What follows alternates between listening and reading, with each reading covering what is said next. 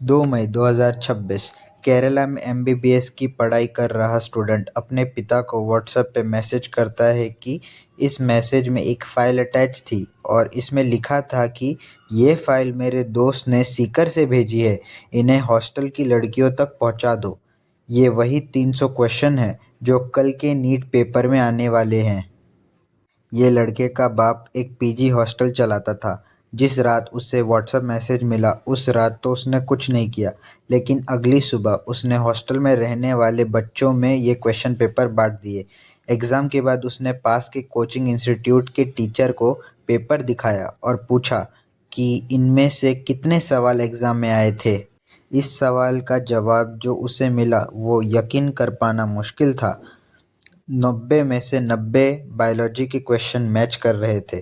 Chemistry के भी 45 में से 45 क्वेश्चन मैच कर रहे थे, वो भी अनब्रोकन सीक्वेंस में। एक कॉमा या फुल स्टॉप भी इधर उधर नहीं था। ये कोई छोटा मोटा एग्ज़ाम नहीं था, ये नीट था जिसे 22 लाख से ज़्यादा बच्चों का फ्यूचर डिसाइड करने वाला एग्ज़ाम था। ये पूरे देश का मेडिकल एंट्रेंस एग्ज़ाम है जिसे पास करके लोग डॉक्टर बनते हैं। वो डॉक्टर जिनके हाथ में लोग अपनी ज़िंदगी सौंपते हैं, लेकिन इसका पेपर पहले ही लीक हो गया था, जिसके कारण देश के इतिहास में पहली बार एनटीए को नीट का एग्ज़ाम कैंसिल करना पड़ा। इस पेपर लीक के पीछे छिपा है ऐसा आदमी जिसका तस्वीर बीजेपी के नेताओं और राजस्थान के एजुकेशन मिनिस्टर तक मिली है। एक ऐसा बंदा जिसके परिवार के 4 बंदों ने पिछले साल नीट का एग्ज़ाम क्लियर किया। एक ऐसा आदमी जिसको एग्ज़ाम से 1 महीने पहले ही पता था कि पेपर लीक होने वाला है।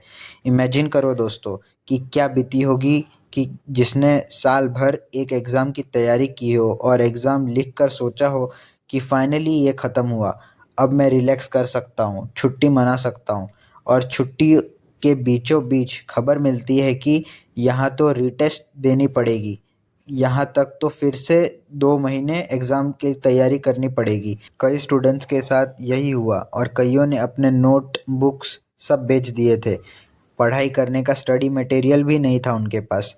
ये खबर सुन के उनके पूरी मेहनत पर पानी फिर जाता है। सबसे पहले ये समझते हैं कि पेपर लीक कहाँ से हुआ। नीट के क्वेश्चन पेपर आम तौर पे ऑथराइज प्रिंटिंग प्रेस में होते हैं और अभी तक के इन्वेस्टिगेशन के अकॉर्डिंग ये पेपर महाराष्ट्र के नागपुर के एक ऐसे ही प्रिंटिंग प्रेस से लीक हुआ था। इस प्रिंटिंग प्रेस से जुड़े एक व्यक्ति ने यहाँ से पेपर चुराया और नेटवर्क में पास कर दिया।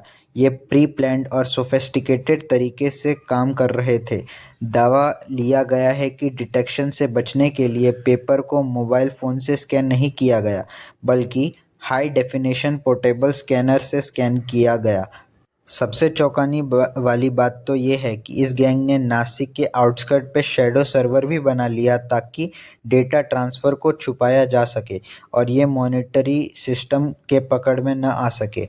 इंडियन एक्सप्रेस के अकॉर्डिंग नासिक के शुभम खेरना नाम के मेडिकल स्टूडेंट ने 10 लाख रुपए देकर ये क्वेश्चन पेपर की फिजिकल कॉपी खरीदी और इसकी सॉफ्ट कॉपी 15 लाख रुपए में गुड़गांव में बेची। गुड़गांव में इस पेपर से हैंड रिटन गेस पेपर बनाया गया। इसमें नीट के ओरिजिनल पेपर में से 135 में से 125 डाले गए ताकि कुछ बाहर से क्वेश्चन मिक्स कर दिए गए। ऐसा इसलिए किया गया ताकि किसी को डाउट ना हो सके। नीट का एग्ज़ाम शुरू होने से एक हफ्ते पहले यानी 26 अप्रैल 2026 गुड़गांव का ही एक डॉक्टर ये गैस पेपर 30 लाख में राजस्थान के जमवागढ़ के 2 भाइयों को बेच देता है। मगीलाल और दिनेश बिवाल उनका नाम था। ये 2 नामों को याद रखना, आगे ये कहानी में बहुत इम्पोर्टेंट होने वाले हैं। इनमें से एक भाई ने ये पेपर अपने बेटे को भेजा जो सीकर में नीट की तैयारी कर रहा था। लेकिन बात यहीं तक नहीं रुकी। 29 अप्रैल तक इन दोनों भाइयों ने ये पेपर नीट एस्पिरेंट को बेचना शुरू कर दिया था। यहीं से ये पेपर एमबीबीएस के काउंसलिंग एजेंट राकेश कुमार मनवरिया तक पहुंचा, जिसने ये पेपर 5 लाख में खरीदा। अकेले राकेश ने 700 से भी ज़्यादा स्टूडेंट्स को ये पेपर डिस्ट्रीब्यूट किए, जिनमें से एक केरला का नीट का स्टूडेंट था जिससे राकेश ने 30,000 में गैस पेपर बेचा। केरला के इसी स्टूडेंट ने माइको सीकर में केरला के इसी स्टूडेंट ने 2 मई को सीकर में अपने पिता को क्वेश्चंस फॉरवर्ड किए और पिता ने एग्ज़ाम के बाद कोचिंग कोचिंग में से क्वेश्चन वेरीफाई कराए तो 135 क्वेश्चंस 180 क्वेश्चन में से मैच कर रहे थे। तब तक पिता को एहसास हो गया था कि ये कोई गैस पेपर नहीं है, ये एक्चुअल असली लीक है। तो सबसे पहले उन्होंने सीकर के पुलिस स्टेशन में कंप्लेन करने की कोशिश की और यहीं से कहानी और भी शॉकिंग बन जाती है। पुलिस उन्हें जवाब में कहती है कि अफ़वाह मत फैलाओ और उन्हें भगा देती है। इसके बाद वो डायरेक्टली एनटीए को कांटेक्ट करते हैं। यही एजेंसी है जो नीट करवाती है। एनटीए यानी नेशनल टेस्टिंग एजेंसी। ये जानकारी सेंट्रल इंटेलिजेंस ब्यूरो से राजस्थान पुलिस को अलर्ट किया जाता है और तब जाकर state special operation GRP SOG investigation करना शुरू करती है। शुरुआत में एसओजी को लगता है कि ये कोई आइसोलेट इंसिडेंट होगा, लेकिन जब उन्होंने गैस पेपर का ट्रेल फॉलो किया तो कुछ और ही सच्चाई सामने आई। उन्होंने देखा कि गैस पेपर के व्हाट्सएप मैसेज पर फॉरवर्डेड मैनी टाइम्स लिखा हुआ आ रहा था, यानी कि ये पेपर को बहुत बार फॉरवर्ड किया जा चुका था। इस पॉइंट पर इन्वेस्टिगेटर्स को रियलाइज़ हुआ कि ये पेपर तो बहुत बड़े स्केल पे लीक हुआ है। तो एसओजी डायरेक्टर जनरल विशाल बंसल के मुताबिक ये पेपर स्टूडेंट को एग्ज़ाम से हफ्ते भर पहले ही उनके पास आ गया था और कुछ केसेस में तो एग्ज़ाम के 1 महीने पहले ही उनके पास पहुंच गया था। सोचो दोस्तों कि पेपर 1 महीने पहले से लीक हो गया था और सरकार और एजेंसीज को इसकी भनक भी नहीं थी। फाइनली 12 मई को एनटीए ने नीट को ऑफिशियली कैंसिल कर दिया और लीक की इन्फॉर्मेशन सीबीआई को सौंप दी। इसे पूरे मामले में सबसे अजीब केस है बिवाल ब्रदर्स के मंगीलाल दिनेश बिवाल का। गुड़गांव के डॉक्टर से पेपर खरीदकर सीकर में बहुत लोगों को बेचा। इनमें से एक भाई दिनेश बिवाल बीजेपी की यूथ विंग भारतीय जनता युवा मोर्चा का मेंबर है। सोशल मीडिया पर इसकी होर्डिंग्स की फोटो वायरल जा रही है, जिनमें उसे बीजेपी का नेता बताया जा रहा है। होर्डिंग में उसके फोटो के नीचे भारतीय जनता युवा मोर्चा जयपुर देहात लिखा हुआ है।